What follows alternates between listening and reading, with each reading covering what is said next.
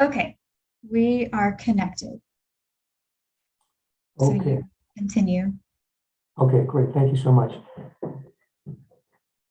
All right, we have taken care of everything through adoption of the agenda. Are there any public comments for non-agenda items, Catalina? We have no public comment at this time. Okay, thank you. So on to the consent calendar. What I'd like to do is get a motion to approve the consent calendar, which includes the minutes from our last special meeting. So can I get a motion for that, please? I'll move approval.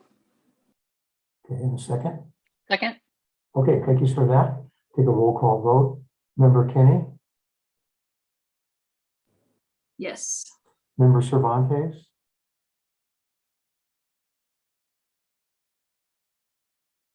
what have we lost? Are you there, Rushmore? Okay. Member Lyford? Yes. And that's a yes vote for me. So we're squeaking by on all the approvals. Thanks, everybody. All right, with all of these things now having been taken care of, it seems like the list of housekeeping grows every time. We'd like to turn the meeting over now to Anna, who's going to take us through. Jim, I'm here. Oh, is that you, Jim? This is Rushmore. Oh, Rushmore, I'm sorry. Okay.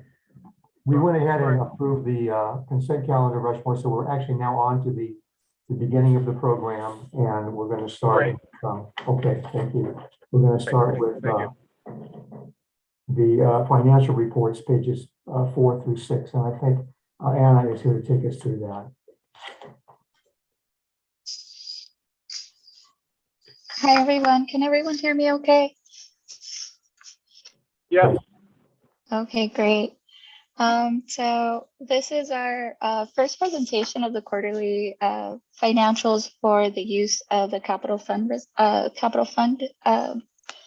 bond proceed use. So I went ahead and provided a background from inception to just as a sort of just to present this as structured as possible.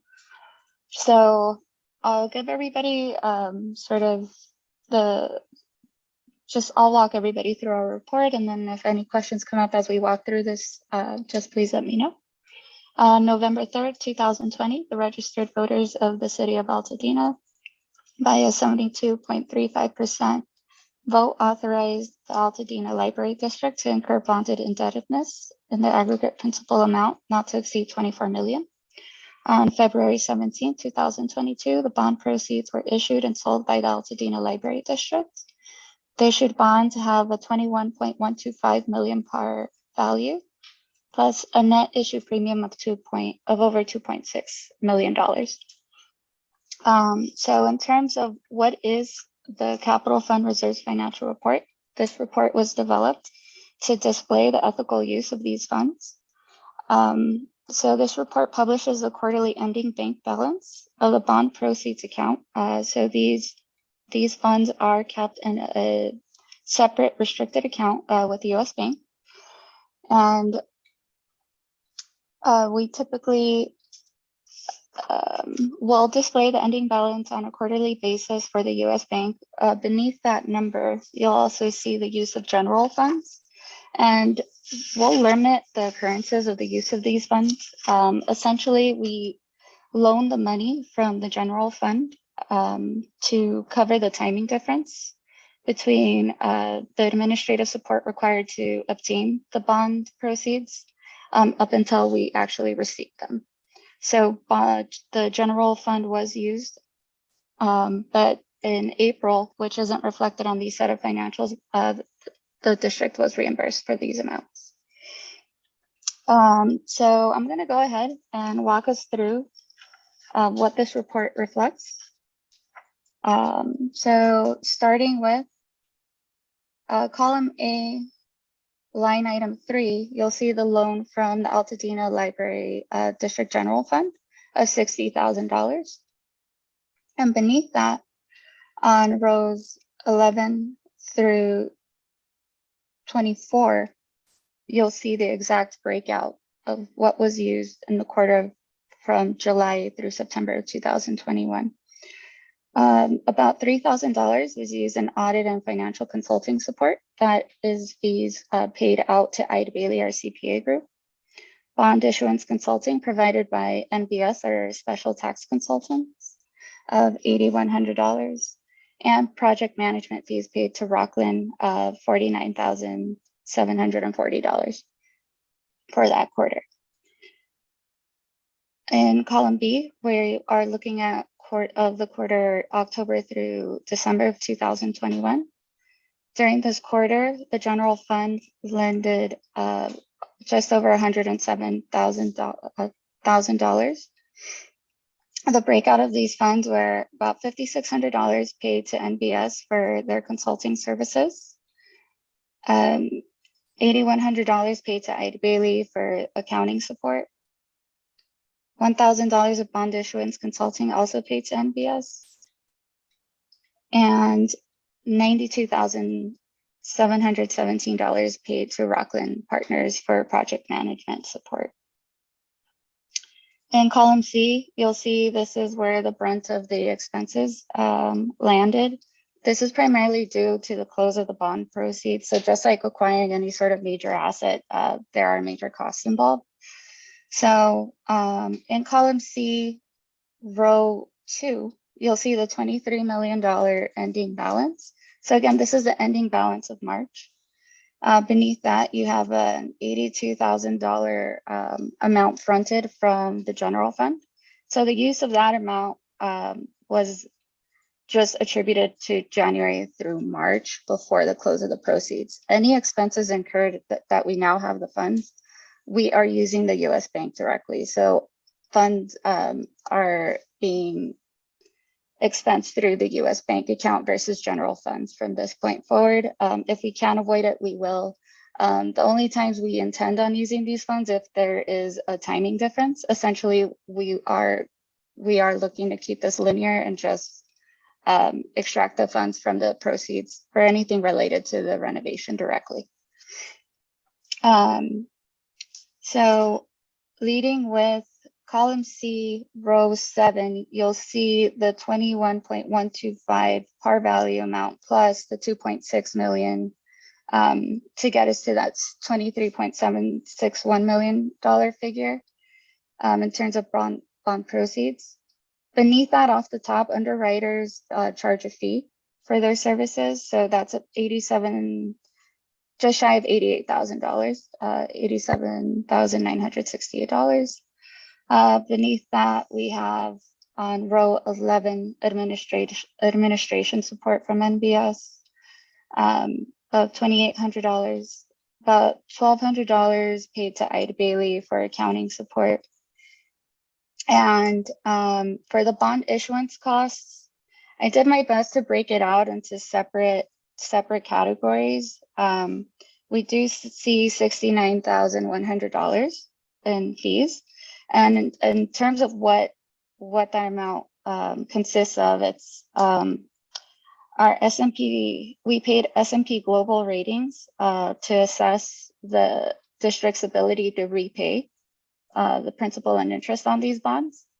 And so that was at a cost of $27,500. In addition to that, we paid Urban Futures $37,000 in municipal advisor fees and $4,600 to NBS for bond issuance disclosure consulting. We also paid an insurance premium for debt service.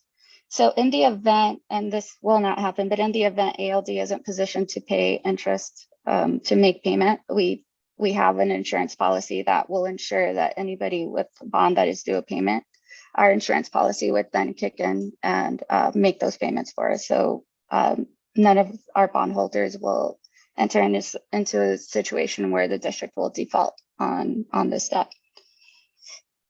We also, on 9/16, we're reflecting $67,000 of legal support.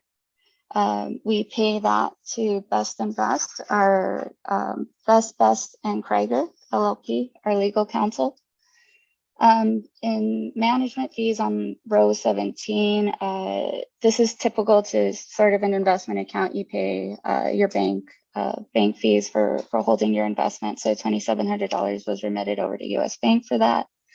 And printing fees also associated with the closing of any sort of major asset, $4,590.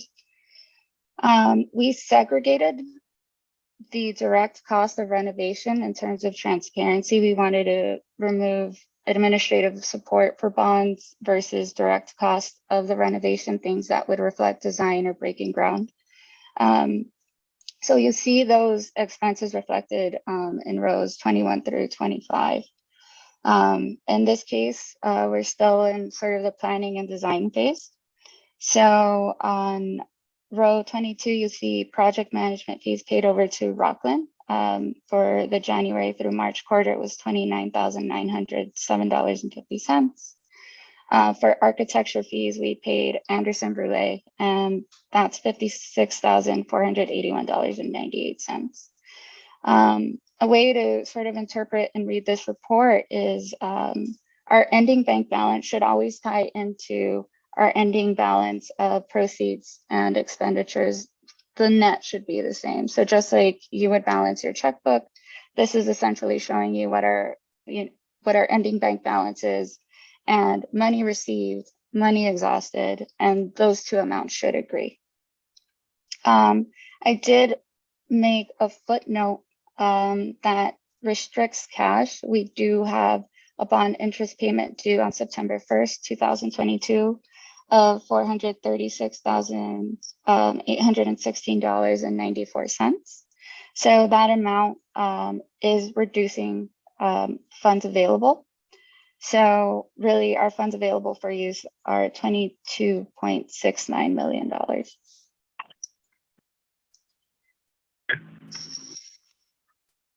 So this concludes the presentation of the financials, but I do recognize this is the first time we're discussing these expenses in detail. So I welcome any questions you have in terms of how this report is set up, or any expenses you'd like to explore further into.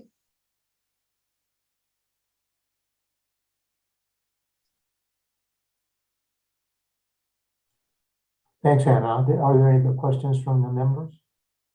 I've got a couple. Yeah, Go I think I'll go first. I'm sorry. Go ahead, Kim. Kim had her hand up. Go ahead, Kim. Yeah, so just wanted to confirm so the year to date is the fiscal year July 2021 to June 2022. Yes, All right. correct. And then on the report, I see that there's the loan from ALD General Fund. Is that typically paid back kind of on an ongoing basis, once a year? How does that happen, or when would that happen?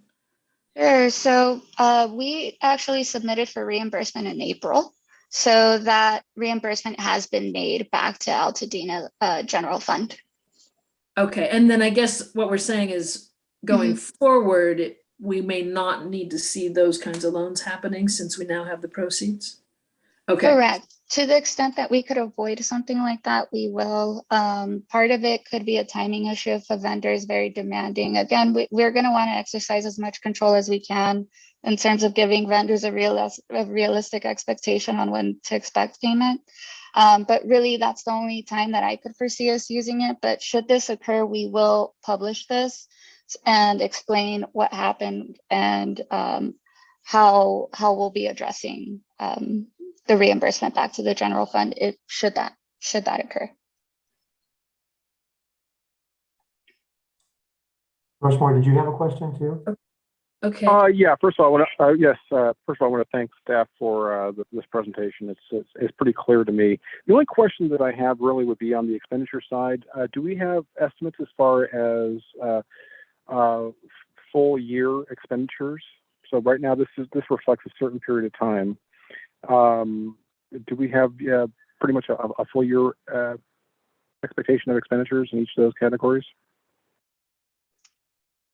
We currently, some of them, most of them are these I mean, some will continue on, others maybe we're maybe done. Like say printing fees, I'm assuming we're done. I'm not sure. So, which ones were ongoing and which, and thereafter, what can we anticipate for the year? Sure. So in terms of administrative support, those will be ongoing costs. What you can sort of chalk up to being a one-time occurrence would be the bond issuance costs. Aside from the management fees that again will probably be charged, or not probably, will be charged on a quarterly basis by US Bank. So you can anticipate that being an ongoing cost. But in terms of the major costs associated, kind of like these big ticket items, such as the bond issuance consulting, you're not going to see that again. The legal expenses will be as needed. Again, because we close, I don't foresee a lot of this sort of support being required, but we never know until we know if there's any sort of legal issue that comes up. But what I will say is a safe call would be the administrative quarterly cost to NBS. So I'd say that would be your ongoing cost to continue to expect to see a trend there. And so just like in terms of speaking in specifics, that would be row 11. Row 12 for audit and financial consulting. We will have Eide Bailey continue their advisory services in terms of reviewing these financials and ensuring, again, the ethical use of these. So we will have some accounting costs associated with that. So I'd say to expect the ongoing costs to be primarily in rows 11 for administration and row 12 for audit and financial.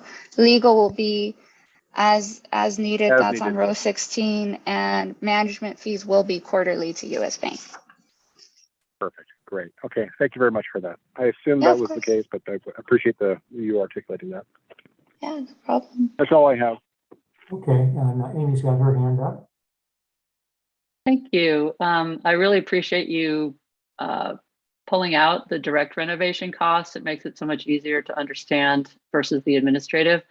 And that's where my question lies, is obviously project management has kind of a curve going up and then down. And I'm assuming, or could you talk a little bit about, in some ways echoing Rushmore's previous question, what do we know about the direct renovation costs going forward? Is there a sense of what the architectural costs are going to be over the next year vis-a-vis project management? Because they look like they're flipping in terms of where the primary costs are lying, at least right now, up to this point. Do you want me to speak to that, or Joanna? Yeah, okay. So pretty much with the capital project management, as well as, capital project management, it's going to be about 10%. No, we're anticipating spending about $1 million with them over the course of both projects. Of course, a lot of that work is being done right now as we're meeting with them, working with the architect, shortly hiring contractors. Once we get into the meat of the projects, I don't see as much being spent there. But I think their contract was around $1 million when we first went into an agreement with them about a year ago. Architect, we're a little bit stalled right now. We're waiting on some permits from the county.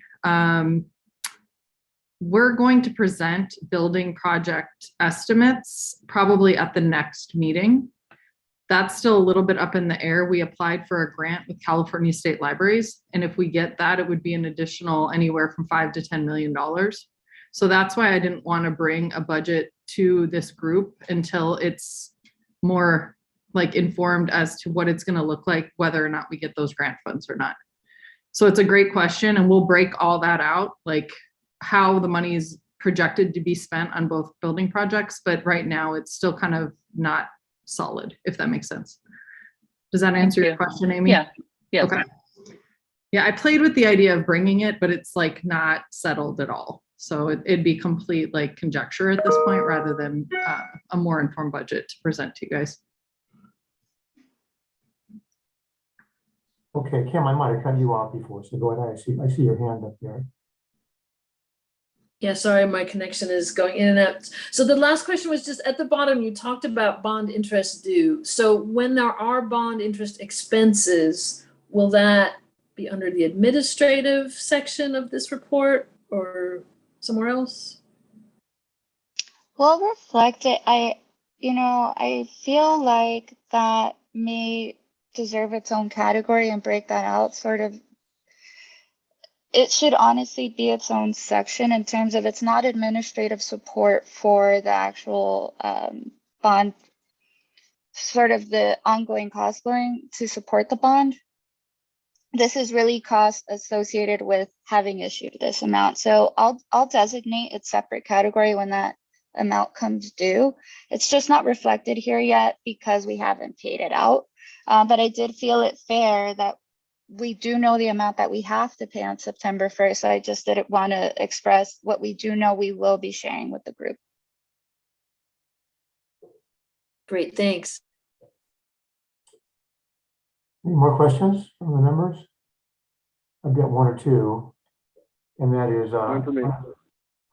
oh, go ahead. Was that you, Rushmore? No, I said none for me. Okay, thank you. I don't know if you addressed this when I was busy looking at something, but on the insurance policy, we're $143,000. What's the length and how many times do we have to pay that insurance policy? Is that an annual thing or is that been semi-annually? Do you know? Oh, Doug. Good afternoon. Yes, that is a one-time fee that was associated with the issuance of the bonds. Okay, thank you, Doug.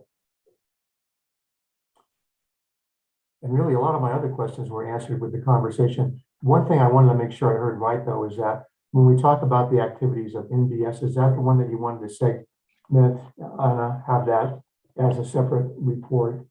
And the reason I ask is that as we look at what we're doing in this committee, I think having an oversight on the financial part is very important, but I also think that having some sort of oversight or at least getting some input about what the community is saying about these bonds and these taxes and so on. I know I worked with Nikki already on one issue about a resident who was having a hard time making ends meet with the taxes that they would put on and so on. So I think there's a little bit of management of the community that needs to take place of this with any comments or complaints that we might get. And I know I'm getting into a whole different branch of, what we could be doing with this committee, but I'd like to at least get that subject out there. I think, Nikki, it's mostly for you to find out if we need a little brief report on what the mood of the community is for all of these taxes that they'll start to notice going forward. Right. Do you think that's something we need to work on? It is something that you and I discussed. I spoke to Christine, who's our CFD administrative consultant with NBS, to ask how many exemptions had been filed. At this point, she hasn't received any. The deadline is June 30th. So what I foresee is if there is information to report out of NBS, I could have her attend our next meeting. As of right now, there wasn't really anything to provide information to the group on. I have spoke to some community members about the special tax lien, but it was more informational questions rather than like people that were upset or complaining. Okay. So, I mean, as you're all aware, as property owners in Altadena, we mailed out the notice of special tax lien to everybody the week of April 25th, I believe it was. And thus far, like I said, there's just been more informational types of questions. We also have the exemption form at all of our service tests, and the staff have let me know that many copies of that have been picked up, but as of today, NBS hasn't received any. Okay. So if I feel like there's a reason to bring Christine to our next meeting, or if you want to request that she do so, I just don't want to waste her time if there's really nothing to report out. Perfect. That's the kind of answer I was looking for. So thanks a lot for that. Yep. Other than that, I didn't have any other questions. Pretty clean. Now, Amy has her hand up though. Amy, go ahead. Yes. So I'm wondering, Nikki, if it might be worth when we have our next Altadena Town Council meeting in 2 weeks, if we announce that exemption opportunity, and we can maybe post it on maybe I can talk with Dot Wong about posting that information on the Town Council website right now, just so, because that meeting it'll be just about 2 weeks before the exemption deadline. So yeah, I can, I'd be happy to mention it again. Great. I did mention it in May when I spoke as well. Great, thank you. Of course. Okay, any other questions? All right, everybody, thanks for those thoughtful and insightful questions. Moving on now from the report section, we have a new business. We don't have any unfinished business, a new business review bond proceeds investment informational, and I think Doug is going to lead us through that, pages 7 through 23 on the agenda. And I'll just start, I'll start out by saying at this meeting, at the special meeting that was held of the CFD committee in March, we had Doug come and present LAIF and the Treasury as options for investing the bond proceeds. Since that point, we've taken it to the Board of Trustees twice. They had questions the first time I brought it to them in April. So Doug came in May to speak to them about some of our other options, and he presented to them what we're going to share with you today. And the board did authorize me to make those investments, which we have since done. So now I'll pass it over to Doug with that little bit of background. Thank you, Nikki. If I may go back just one item real quick, where Anna had mentioned the bond proceeds that we have set aside for the next interest payment, that $436,000, that actually came from the bond proceeds, and we had set that aside to make that first interest payment in September. I don't know if you remember that discussion, but the bond payments start in September. We don't start getting special taxes in until after December. So we were one payment short. So we funded that from bond proceeds. The next payments after that will all come from the CFD revenue. So that'll be a separate accounting that Anna, I'm sure, will take care of in a different account function. Okay. With regards to the investments, so this is a subset of the information that Anna just presented. This is just the project fund that US Bank is holding that you get to expend on the project. These are the monies that we talked about investing. The bond indenture, the bond documents have some pretty strict definitions of permitted investments. And that really comes from the bond insurer. They have language they like us to use because they're insuring the bonds. They don't allow, they have a very narrow set of investments that you can make, which is good. It's a emphasis is on safety of principle. Obviously, it's nice to get some interest earnings, but we don't certainly want to lose any money. So they're all basically government related securities. And what we talked about initially was investing the money in a combination of LAIF, which is the state's investment fund that they allow any local entity to invest with them in their investment pool, and Treasury securities. We talked with the trustee. They have a whole separate investment department. They came up with another option, which was short-term CDs. So as of now, we have a combination of cash, which is really in the trustee's money market fund. So they are invested, but at overnight rates. They're not tremendous interest rates, but they are getting something on them. So that we wanted to have a cushion. We talked about the project expenditure estimate, and we had gotten some initial estimates from Racklin Partners. They warned us that those were initial estimates. So we have a cash cushion that we talked about in case the project funds ramp up immediately. We've got over $5 million available immediately if you need that. After that's set aside, then we invested the rest at longer term intervals. There are some short-term investments, about 1.2 million in CDs that mature over the next 8 months. And then the balance, 15.7 million, is in 1 and 2 year treasuries.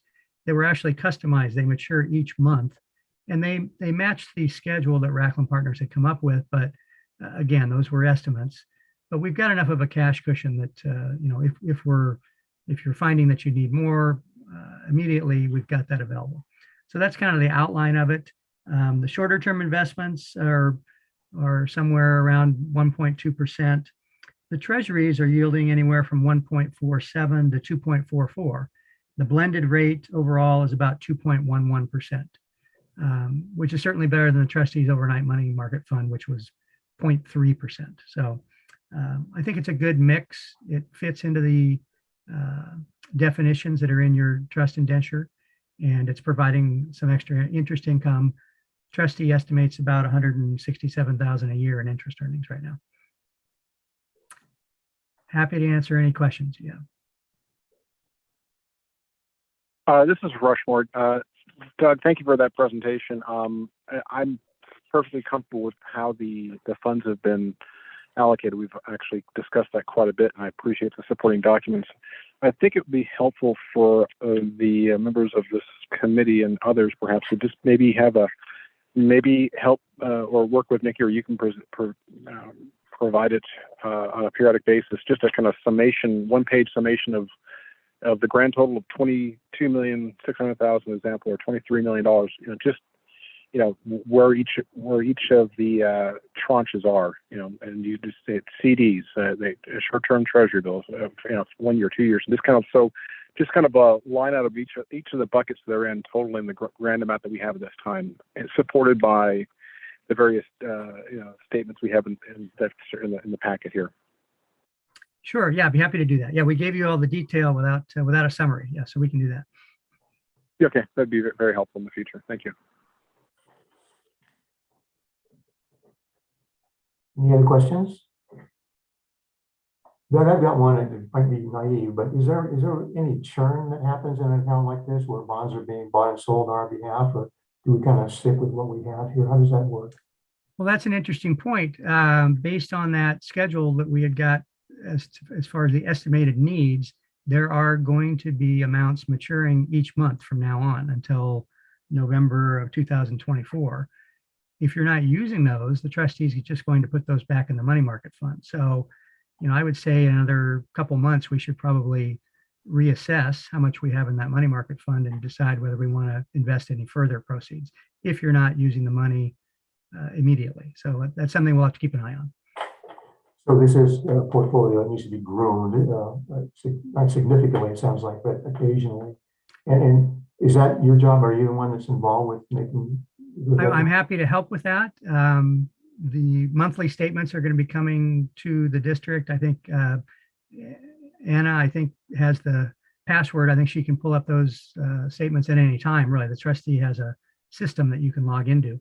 But I'm certainly here as a resource to help you with that. Okay, thanks. All right, any other questions?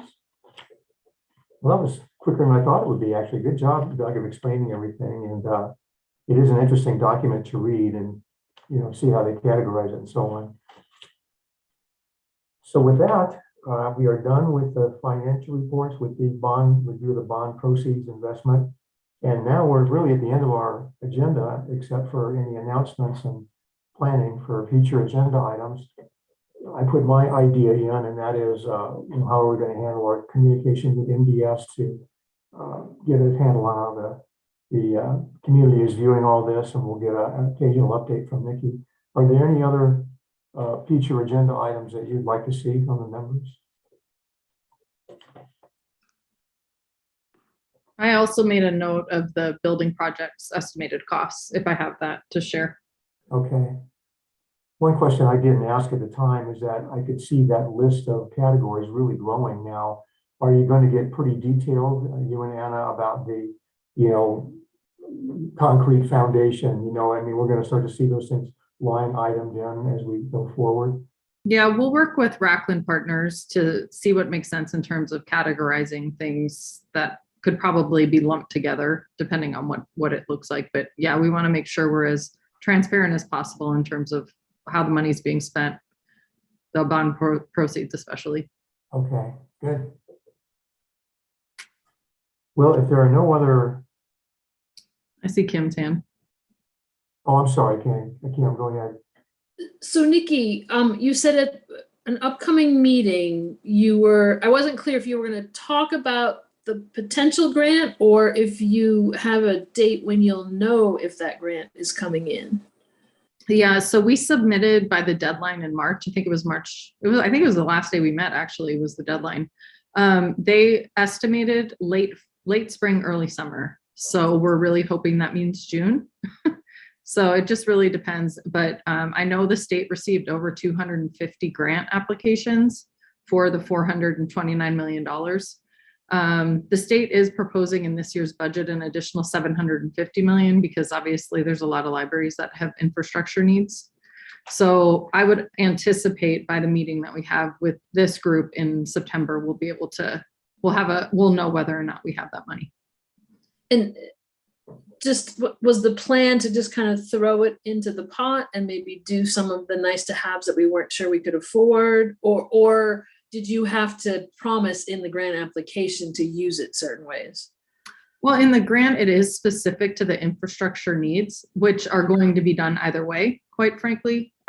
If we do get the grant funding, to be honest, the cost estimating or the costs are like escalating like crazy right now. So when I met with Rockland Partners on Monday, right now, construction costs are going up 1% a month.